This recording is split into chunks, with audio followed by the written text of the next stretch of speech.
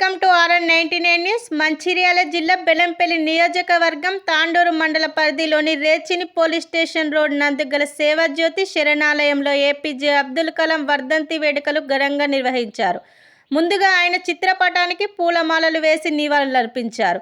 అనంతరం శ్రీ సశక్తి భారత సేవ ట్రస్ట్ వ్యవస్థాపక అధ్యక్షురాలు శ్రీదేవి గజల్లి మల్లేశం సగరాలు మాట్లాడుతూ, ప్రతిరోజు ఇంటిలో బడిలో కూడా మన పిల్లలకు ఇలాంటి మహనీయుల గురించి తెలియజెప్పాలి. భారతీయతే మన ఆత్మ అని అన్న అబ్దుల్ కలాం బాటలో మనమందరం నడవాలని, అభాగ్యులకు నిర్భాగ్యులకు తోడుండాలని కోరుతూ విద్యార్థులకు నేటి సమాజానికి పిలుపునిచ్చారు. ఈ కార్యక్రమంలో సేవాజ్యోతి శరణాలయం నిర్వాహకులు, మానసిక మతిస్థిమితం లేని మహిళలు తదితరులు పాల్గొన్నారు.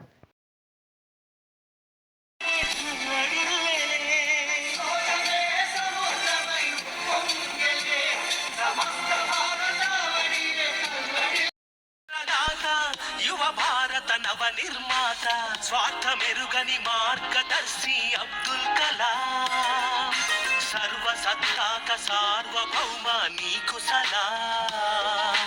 వందే మాతరం, వందే మాతరం, వందే మాతరం, వందే వందే మాతరం.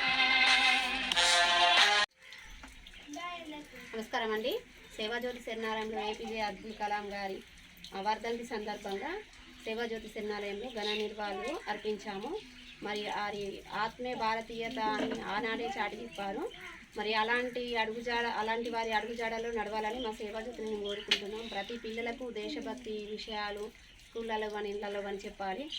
అతను ఎన్నో కష్టాలను ఓర్చుకొని ఇంత గొప్ప స్థాయికి వచ్చి మాజీ రాష్ట్రపతిగా ఎంతో గొప్ప స్థాయికి వచ్చి ఈనాడు మనకు దేశభక్తి పిల్లలకు అందరి గుండెల్లో నిలిచిపోయారు.